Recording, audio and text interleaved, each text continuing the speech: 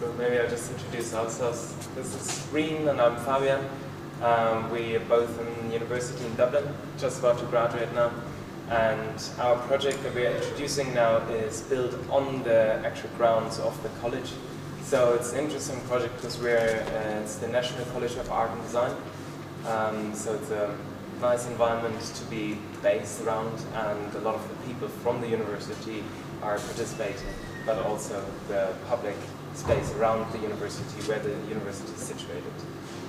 Oh yeah, we have the slides up now. It's all fun and games to play outside until someone breaks someone else's glasses, but nonetheless we are advocates of playing outside. So, as Fabian said, we're both in the art college, and when Fabian was in second year, he ran for the Students' Union, which is the main body that looks after mainly the entertainment and activities on a day-to-day basis for students. And when in the lead up to that election, he ran this event, which was, I suppose, trying to find overlaps for engaging with a lot of the very interesting activists in Dublin who are doing very diverse and progressive things in their own time. Mainly things like squatting, urban farming, public yoga, and then by doing things that are quite maybe slightly positively subversive, they're turning quite attractive to the broader general public.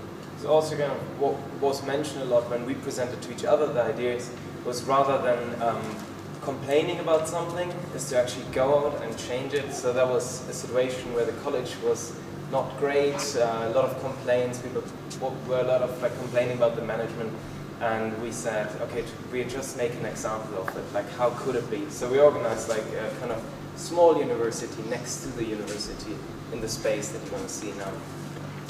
And by just booking one of the rooms in the college, it was discovered that the garden of that was one of the largest greenfield sites in the city centre, which was completely unoccupied, unacknowledged, and very hidden, very inaccessible. This is the college over here, and this is behind it, so you can see out it through the library windows, but apart from that, you wouldn't really ever get access to it. And its ownership was kind of ambiguous as well, but it does definitely belong to the college.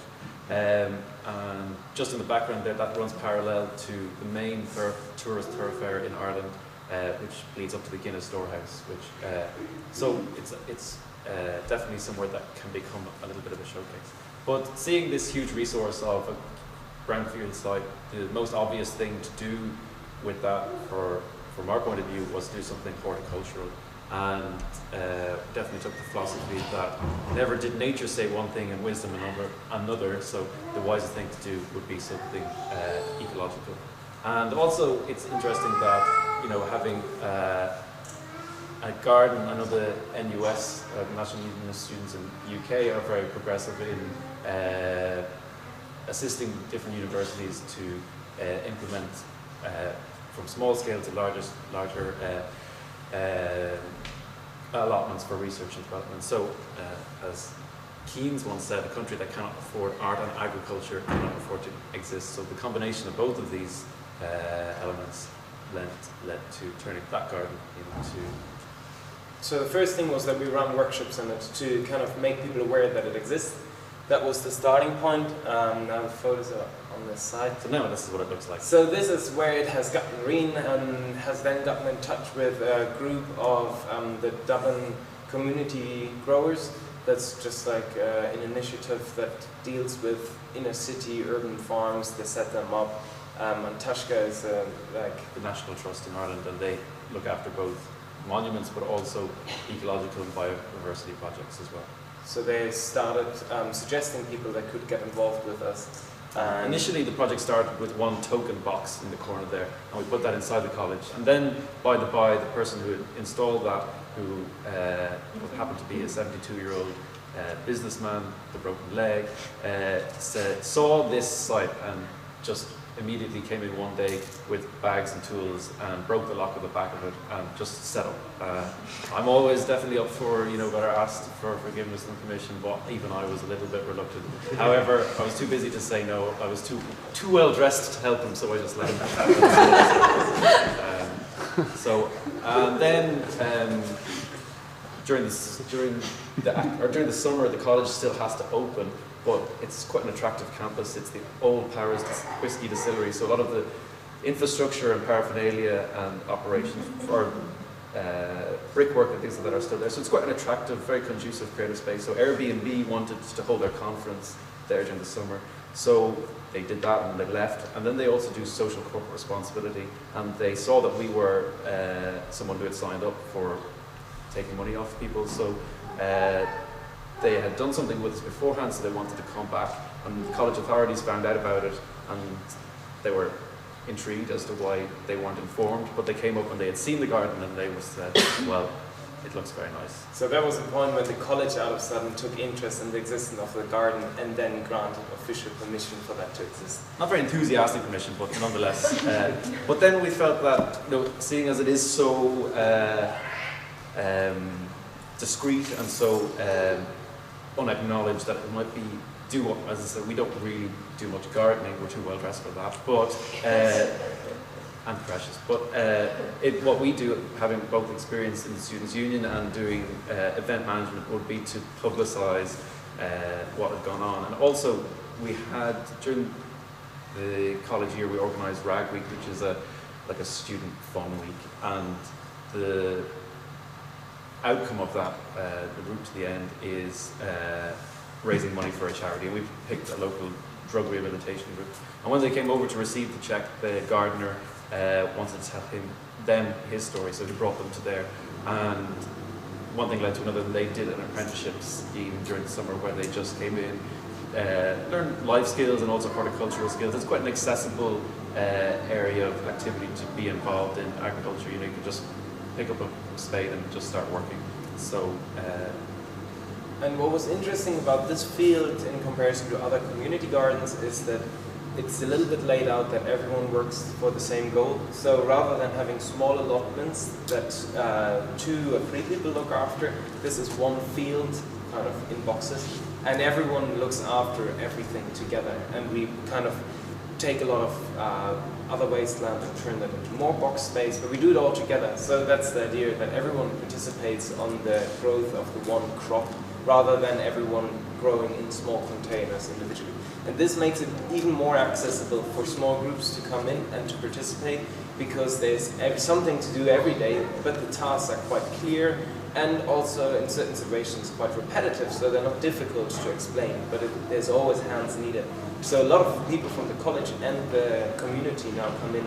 Tuesdays is that open day, where they come in and they can just participate. And I think that's a quite good design of the garden as well, to support that. Yeah, and then it acts as a platform for people who aren't just interested in horticulture, but like ourselves are interested in applying art, design, thinking, whether it be making portable kitchens or making art exhibitions or even just pop-up barbecues or whatever, that can be a nice environment for that. So we decided to hold this exhibition, and we got inspiration from this project, Project Wild Thing, which is a British initiative to just let people, basically saying that, well, you need a minimum of 5 minutes outdoors every day, but that's if you don't have time. If you have time, you should have a minimum of 1 hour.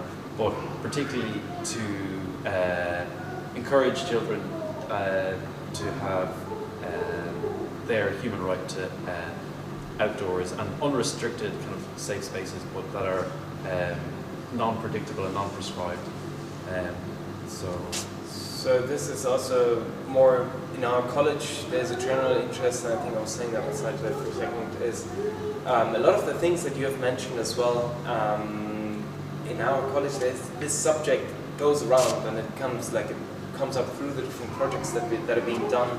I did a project called Curious Child before, where it was really how do you spark, like the child will ask to get allowance to go outside and do what they want to do, but they need to be inspired first to even request that. And I think that's the first step then to spark curiosity, to even go outside and play wild. And how do you do that? So I think it's really interesting, and I think if a lot of you connect to design colleges and art colleges, there's always things happening in this context, and they can really support on accessing or creating objects that can support this entire environment? Or So the first thing we did as part of the exhibition was to host a traditional butter making session with some early school leavers who live or operate just around the corner from the college. So they came in, and this lady here who comes from the Irish kind of Farmers' Wives Association and is a traditional butter making, almost militant advocate of making butter, and she was also a natural authority for want of a better word, delinquent children. And by the end of the day, they were they were all buttered up by her charm and discipline. And then we made that gallery space, which leads out onto Thomas Street, which, as I said, is the main tourist thoroughfare. You can expect to get maybe up to 9,000 people walking down that street every day. And we thought that we'd fill the gallery space with something that was quite imposing and slightly distinctive and intriguing. So we put the garden into the gallery.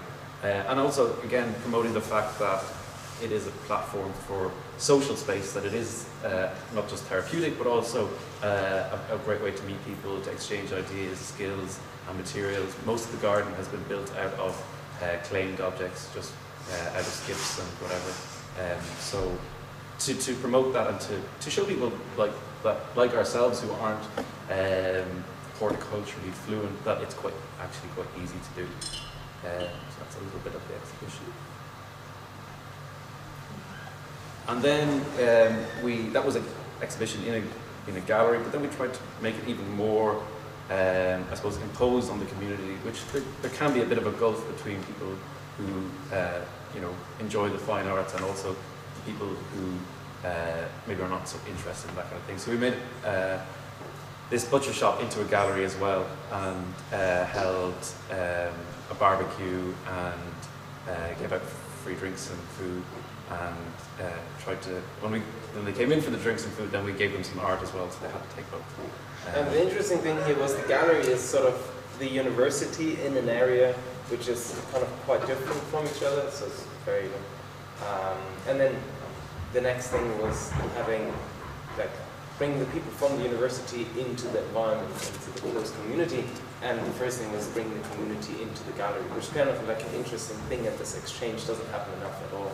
And by making both aspects quite accessible, which is art can be quite complex and not accessible, but we tried to make both things quite accessible and fun and honest, and that way we were able to really start this dialogue, like what is actually one thing is the other.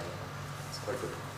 And also a huge help to us in both our jobs over the last 2 years in running the Students' Union, and also in kind of getting things like sponsorship or goodwill gestures, is the local businesses in the area, which the area is quite renowned. You can forget about asking Tesco's or Lidl or anything for any kind of money or favours, or even the lend of a trolley or a basket for 5 minutes. It's just not going to happen. But the nice thing about the area is that the businesses are quite nurturing and caring, and a lot of them also are involved in charities and groups and community activism. So again, we try to include that and promote that by, again, using their venues as exhibitions and inviting them into the college, so that they can help us promote and advocate what we're trying to do. In a lot of these situations, we're setting an example, so other people then in the university see that this is happening, and from there can build on top of those existing relationships. So. And this was another project that Fabian initiated, which was looking towards group activity and not exactly prescribed outcomes. The fun happens in discovering as you go along. So it's space making, but in different ways. So these were like structures that could be built with children or with students, and it's like Lego, but in gigantic. So. And also then a friend of ours made these go-karts with some kids as part of her degree show, which was quite successful.